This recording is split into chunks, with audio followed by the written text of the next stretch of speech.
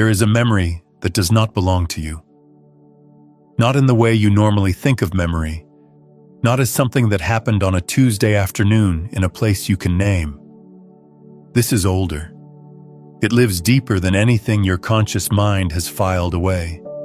It sits in the architecture of your cells, in the coiling of your DNA, in the rhythm your heart falls into when you are not trying to control it. And right now, in this very moment, something inside that ancient record is beginning to stir. Not because someone told it to, not because you performed the right ritual or said the right words. It is stirring because a threshold has been reached, one that your ancestors, stretching back through centuries you will never read about in any book, encoded into the very substance of your body. You are not just living your life. You are living theirs too. And the activation you are feeling, that restlessness, that strange pull towards something you cannot name, that sense that the ground beneath your ordinary existence is shifting, that is not anxiety. That is not confusion. That is your bloodline waking up. Most people hear the word ancestry and think of genealogy charts, surnames, perhaps an old photograph in a drawer. They think of it as history, as something behind them completed. But what if ancestry is not behind you at all? What if it is inside you, running in real time? And what if the signal it carries has been waiting for exactly this moment in your life to become loud enough to hear? That is what we are going to explore together. Not in vague terms, not in comfortable abstractions, but through the actual mechanisms, biological, quantum, and experiential, by which the past is not past at all. It is present. It is active. And it is, right now, asking something of you. Let us start where science has already confirmed what indigenous traditions have said for millennia. In the early 2000s, researchers at Emory University conducted a study that would quietly reshape how we understand inheritance. They exposed mice to the scent of acetophenone, a chemical that smells like cherry blossom, while simultaneously delivering a mild electric shock. Over time, the mice developed a fear response to that specific scent. That part is standard conditioning, nothing remarkable. But here is where the ground shifts.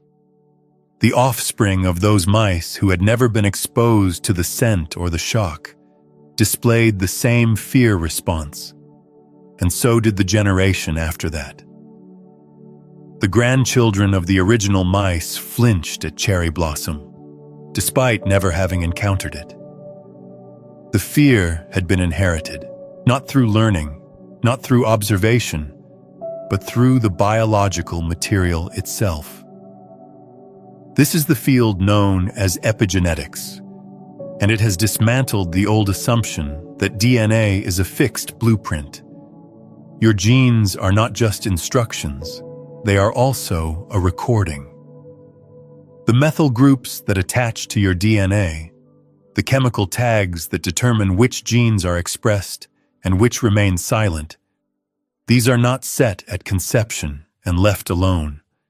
They are shaped by experience, by trauma, by triumph, by famine and feast, by war and peace, by the quality of love available in a given generation. And those markings pass forward. You are walking around right now with genetic annotations that were written by people whose names you may never know, in response to events you will never witness. Their fear is in your body. Their resilience is in your body. Their unfinished emotional business is in your body. And so is their power. Think about that for a moment.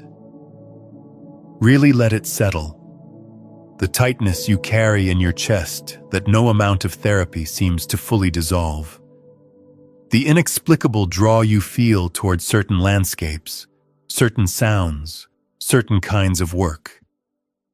The way you react to authority, or to scarcity, or to the threat of abandonment, with an intensity that seems disproportionate to what is actually happening in your present life.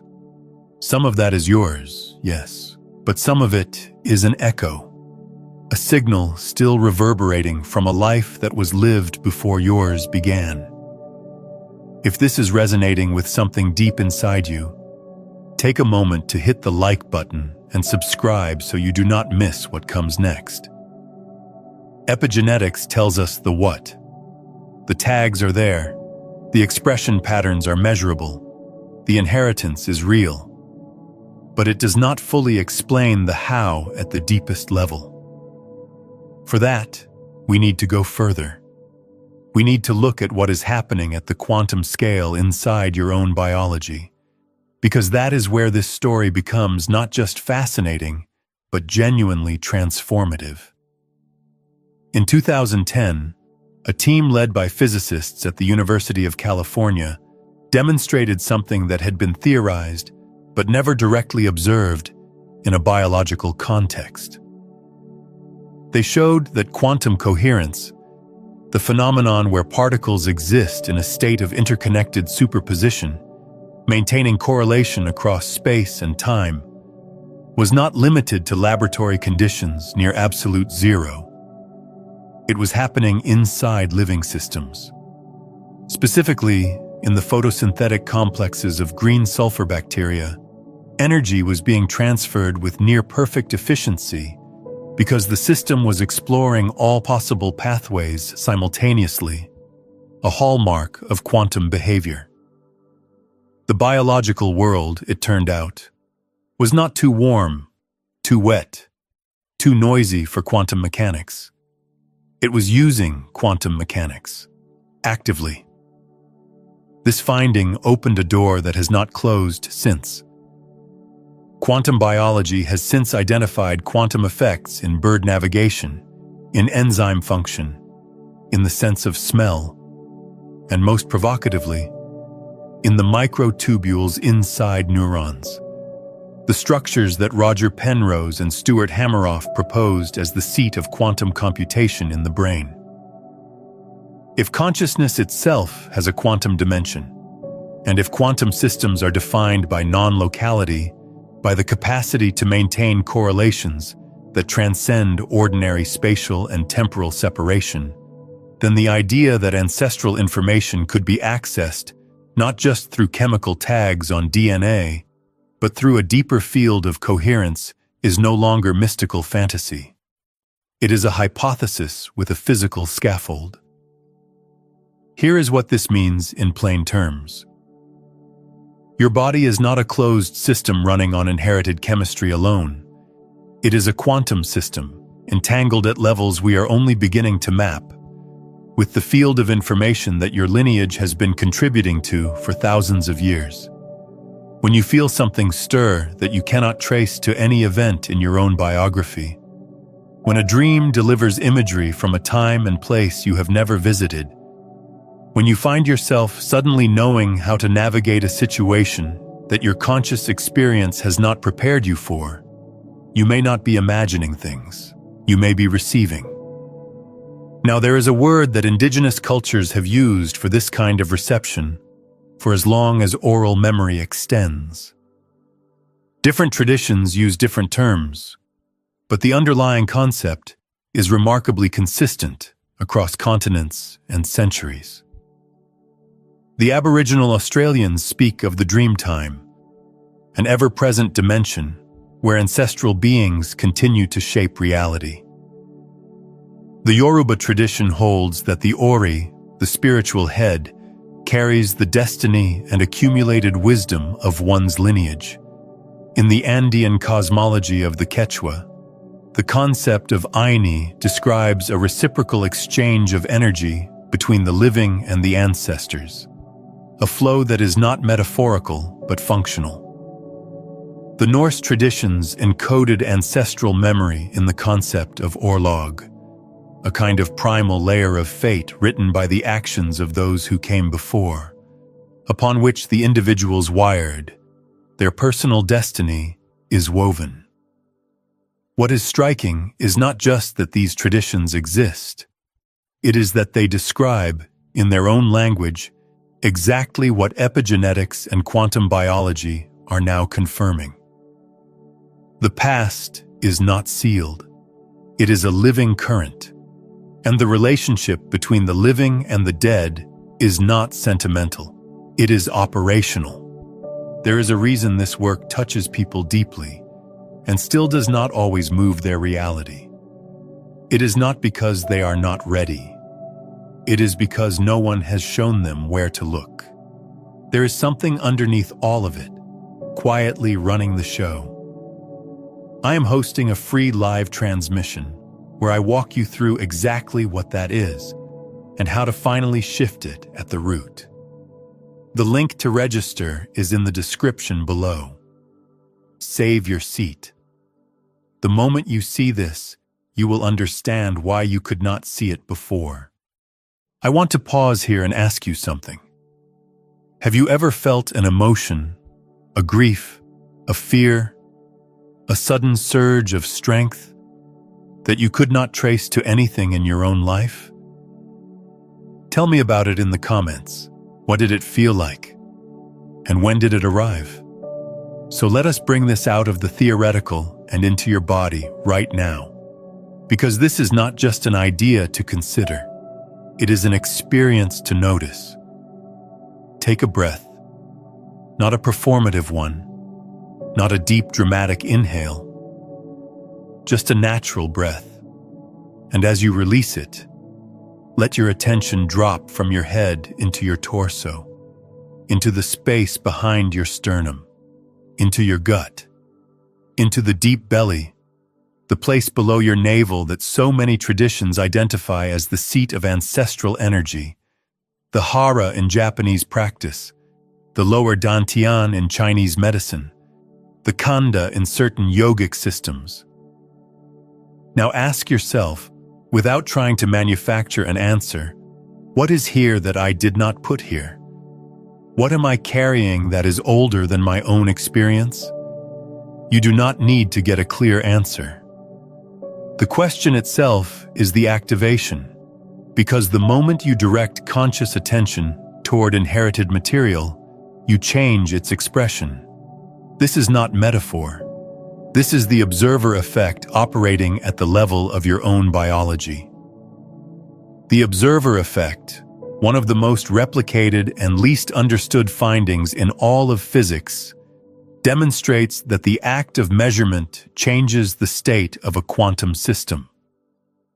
In the classic double-slit experiment, particles behave as waves, passing through both slits simultaneously and creating an interference pattern, until a detector is placed to observe which slit they pass through. At that point, the interference pattern collapses. The particle behaves as a particle. Observation does not just reveal reality, it selects it. Now extend this principle inward. The epigenetic tags on your DNA, the ones written by ancestral experience, are not fixed commands. They are probabilities. They are tendencies waiting for a context to express or suppress them. And one of the most powerful contexts is awareness itself.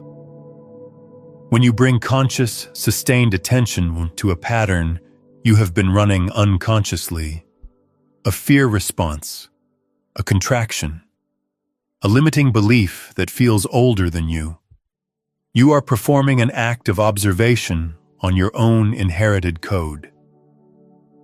You are collapsing a probability wave. You are selecting which version of the ancestral signal gets expressed.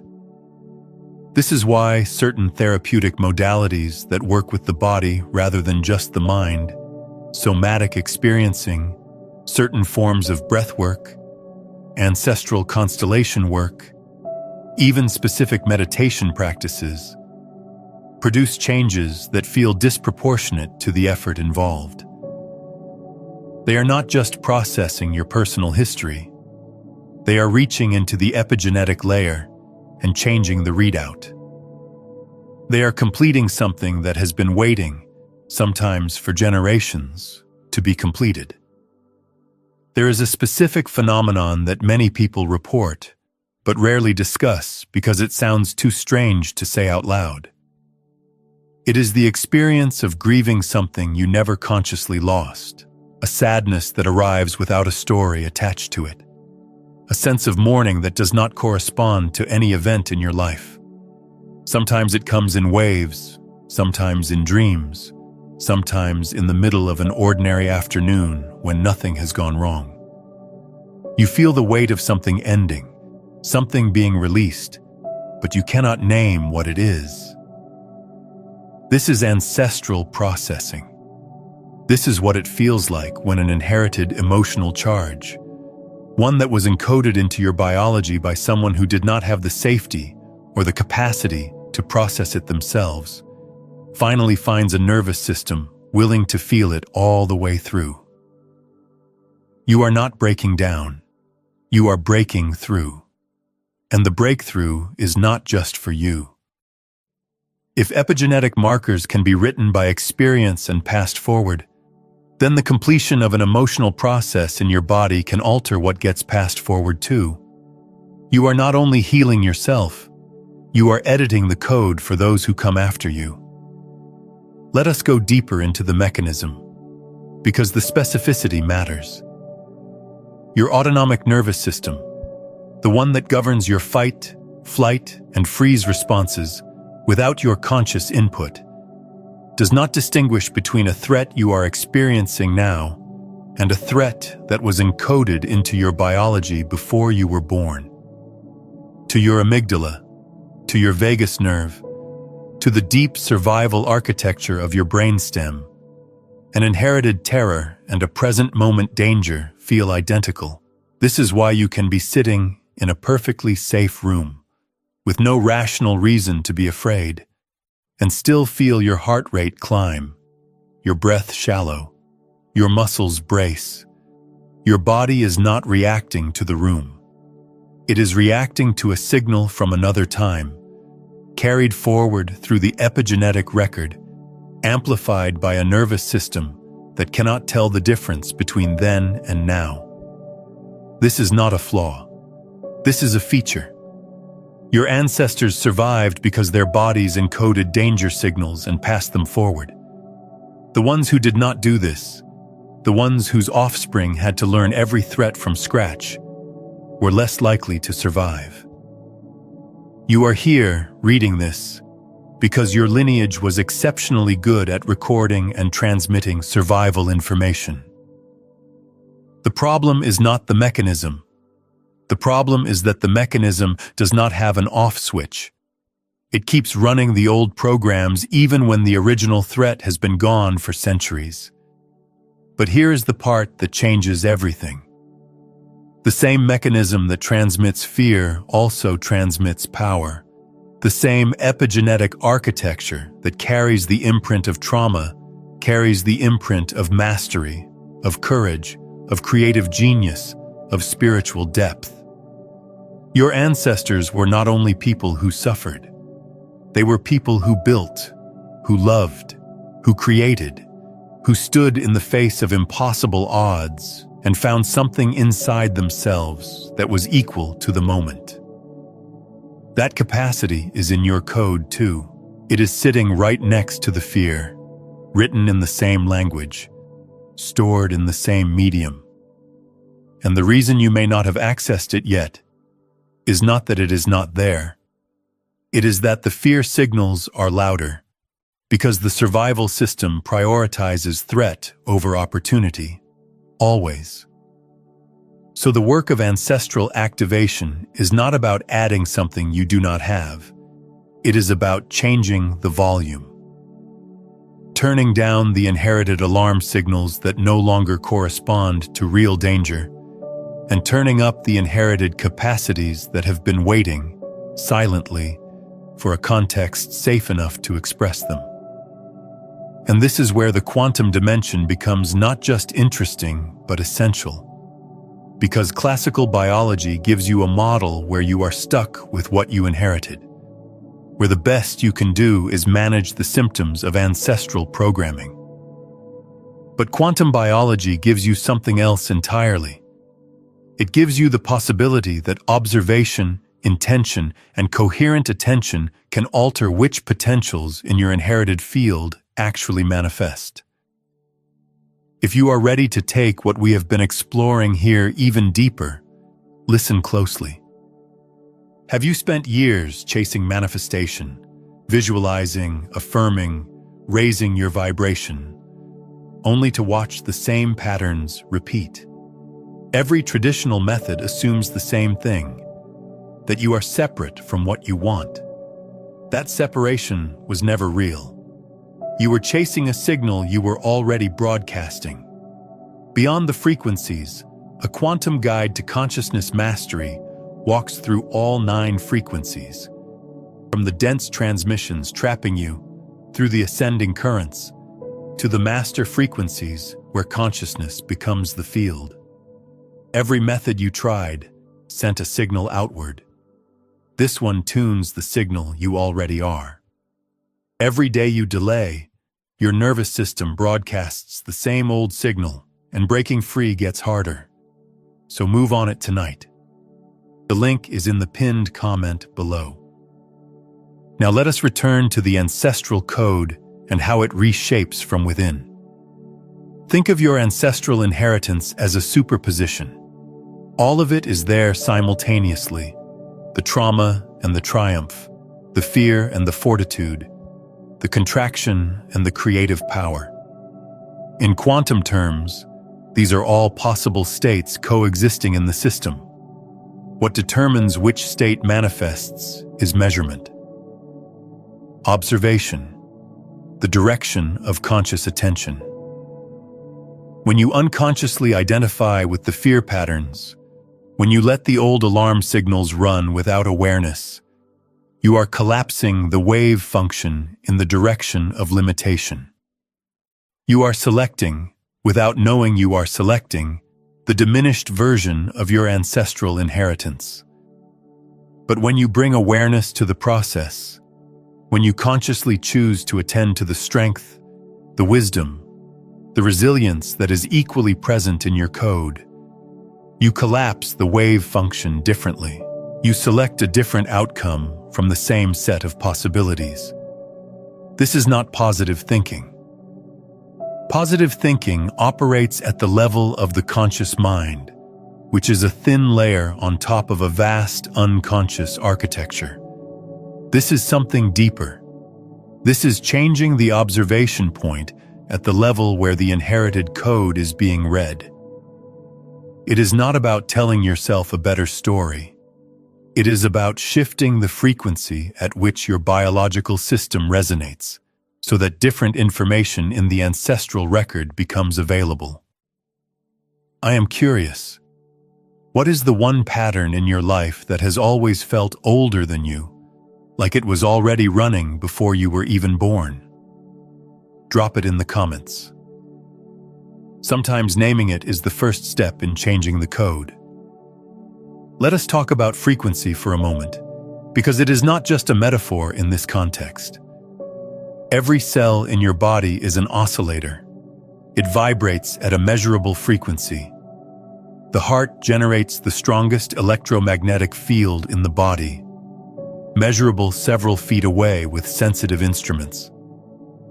The brain produces oscillations that we categorize as delta, theta, alpha, beta, and gamma waves, each corresponding to a different state of consciousness. And these frequencies are not just outputs, they are inputs. They determine what information your system can receive and process.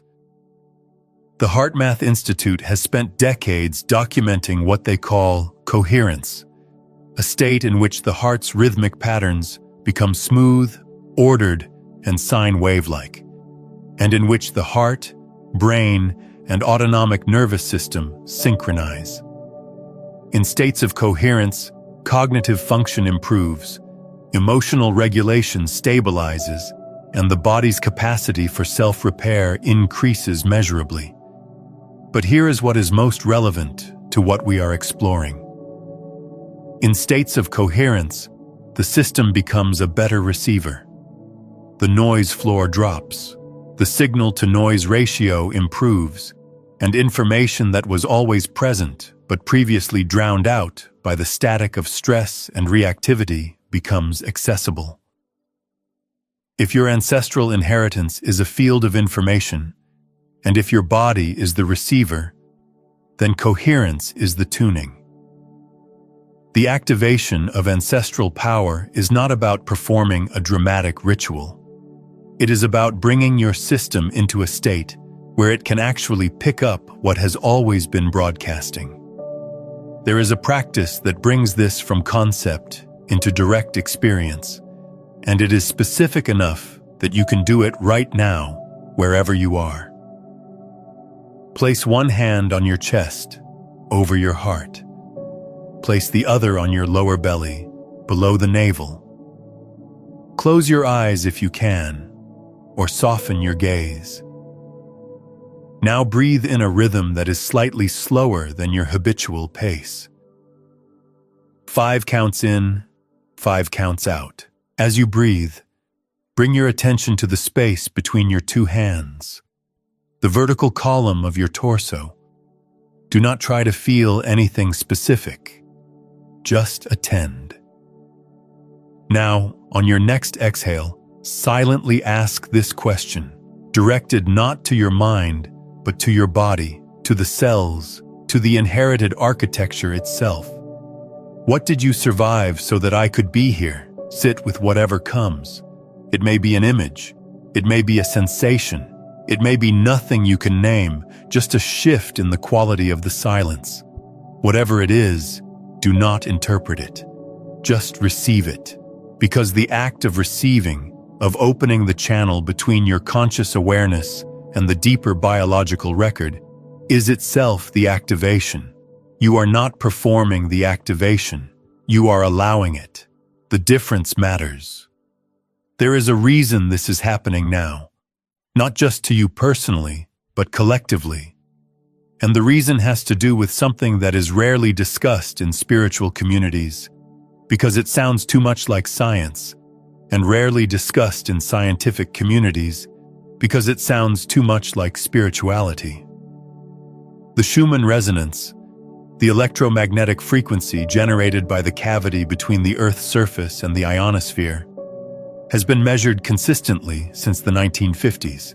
For decades, its fundamental frequency held steady at approximately 7.83 Hz, which happens to correspond closely to the alpha brainwave state, the state associated with relaxed awareness, light meditation, and the threshold between conscious and unconscious processing.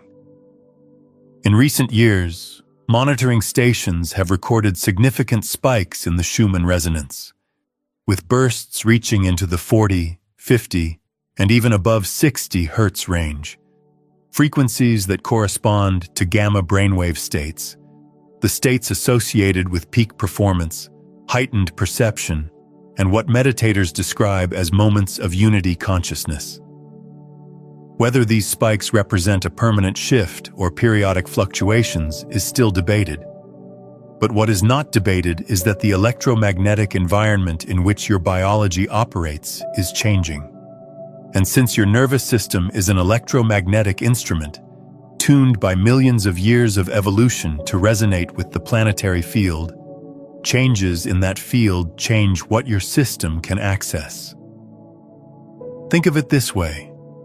If the Schumann resonance is the carrier wave, and your ancestral inheritance is the signal encoded on that wave, then an increase in the carrier frequency means more bandwidth. More information can move through the channel. Patterns that were previously below the threshold of conscious detection become perceptible. Inherited capacities that required a higher activation energy to express can now express. The planetary context is literally lowering the barrier to ancestral activation. This is why so many people, across cultures, across belief systems, across levels of spiritual practice, are reporting the same cluster of experiences right now. Vivid dreams involving unknown ancestors or unfamiliar historical settings. spontaneous emotional releases with no identifiable trigger. Sudden clarity about life purpose that feels less like a decision and more like a remembering. Physical symptoms, particularly in the spine, the gut, and the heart, that medical examination cannot explain. A growing sense that something enormous is shifting, not outside but inside, at a level deeper than personality. These are not symptoms of disorder. They are symptoms of activation. Your system is receiving more signal than it is accustomed to processing, and the adjustment period can feel disorienting. But the disorientation is not a sign that something is wrong. It is a sign that the receiver is being upgraded. Now, there is a shadow side to this, and it would be dishonest not to name it. Because ancestral inheritance is not all wisdom and power. It is also pain. It is also the unprocessed grief of generations, the rage that was never safe to express, the love that was never allowed to land, the truth that was never spoken because speaking it would have meant death. When the activation intensifies, this material surfaces too. And if you do not have a framework for understanding what is happening, it can feel like you are falling apart. You are not falling apart. You are falling open. And the distinction between those two experiences is not in what they feel like. It is in how you relate to what you feel. When inherited pain surfaces, the instinct is to do what your ancestors did with it. Suppress it, override it, push through, survive. That is the program that kept them alive, and it was the right program for their context. But your context is different. You are not fleeing a famine. You are not hiding from an invading army. You are not trapped in a system that will punish you for feeling. You have something your ancestors, many of them, did not have. You have safety enough to feel. And that is the gift you give backward through time. Not literally, not in the sense of changing historical events, but in the sense of completing the emotional circuit. When you allow yourself to fully feel what an ancestor could not, when you let the grief move all the way through your body instead of locking it in your jaw, your shoulders, your lower back, you are doing something that has a tangible biological consequences. You are changing the epigenetic expression. You are altering which tags are active and which go silent. And because these changes can be inherited, you are changing the code not just for yourself, but for your children and their children, and on forward into a future you will never see. This is the real meaning of ancestral power. It is not about claiming some romanticized lineage or inflating your identity with the achievements of the dead. It is about recognizing that you are a node in a living network that extends backward and forward through time, and that the quality of your awareness, right now, in this moment, has consequences that ripple in both directions. There is a concept in quantum physics that illuminates this beautifully. It is called retrocausality, and it is exactly as strange as it sounds. In certain interpretations of quantum mechanics, particularly the transactional interpretation proposed by John Kramer, events in the present can influence the past. Not in the crude science fiction sense of traveling backward in time, but in the mathematical sense that the wave function includes components that propagate backward in time, so-called advanced waves, and that the transaction between the past emitter and the future absorber is what determines the outcome. The present does not just receive from the past, it confirms the past. It selects which version of the past becomes real. If you apply this to your ancestral inheritance, the implications are staggering. Your conscious engagement with the inherited material is not just processing, it is co-creation. You are not merely the product of your ancestors' choices. You are, through the quality of your attention and the depth of your awareness, participating in which version of the ancestral story becomes the operative one. The past is not fixed. It is a probability field, just like the future. And you are the observation point where both collapse into actuality.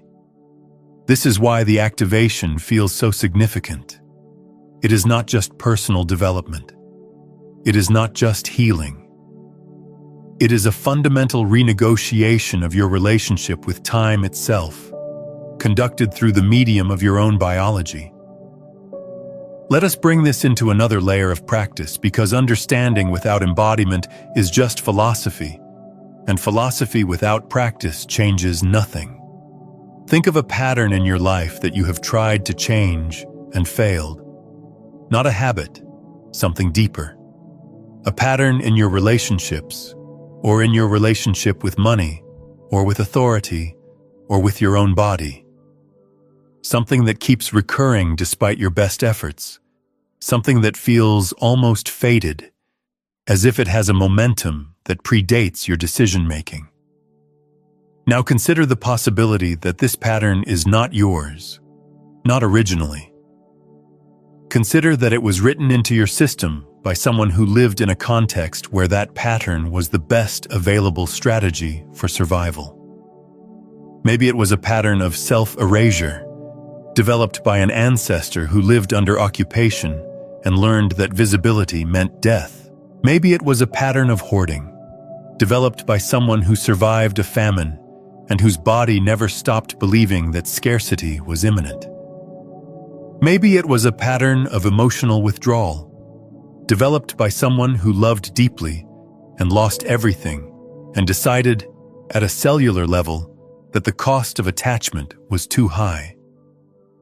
You have been trying to change this pattern by addressing it at the level of your personal psychology. And that is not wrong, but it is incomplete, because the pattern is not rooted in your personal psychology. It is rooted in your biology, in the epigenetic record, in the ancestral field.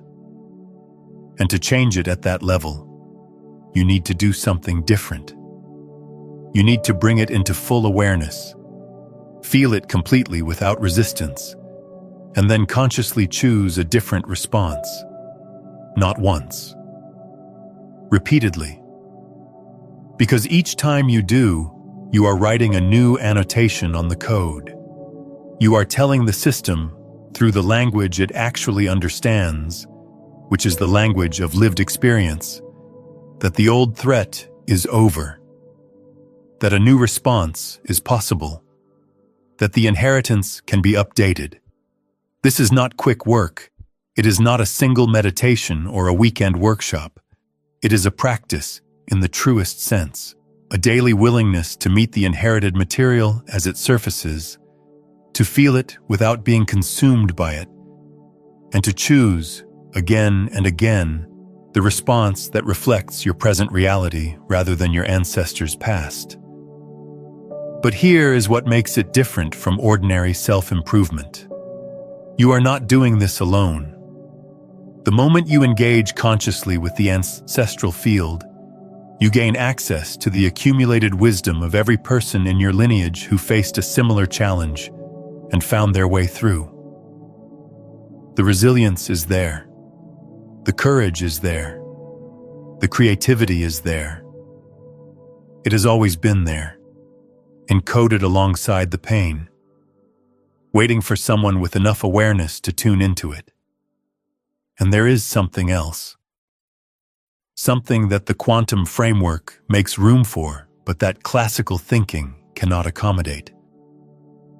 When you activate the power side of your ancestral inheritance, when you begin to live from the wisdom and strength that your lineage has accumulated, you do not just change your own experience. You change the field. You become a different kind of signal in the collective, and that signal is received by others who share your lineage, whether they are conscious of it or not.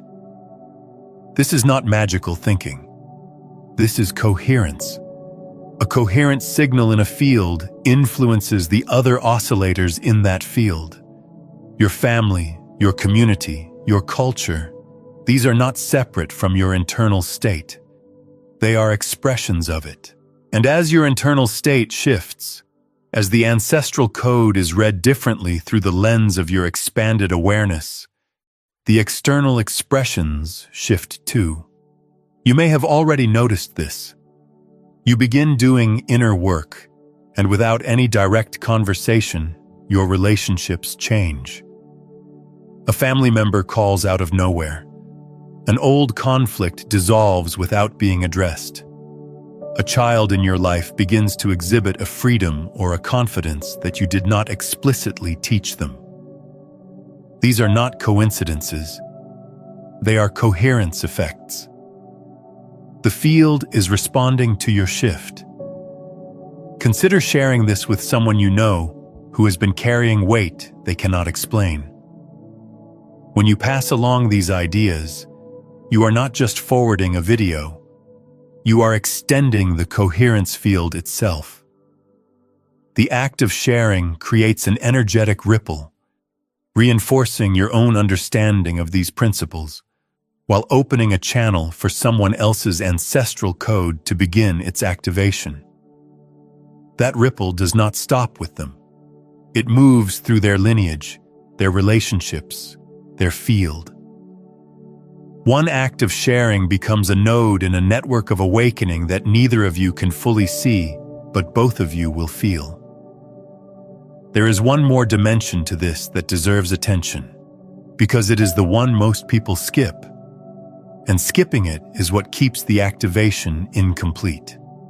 Gratitude, not the performative kind, not the gratitude journal variety, but the deep,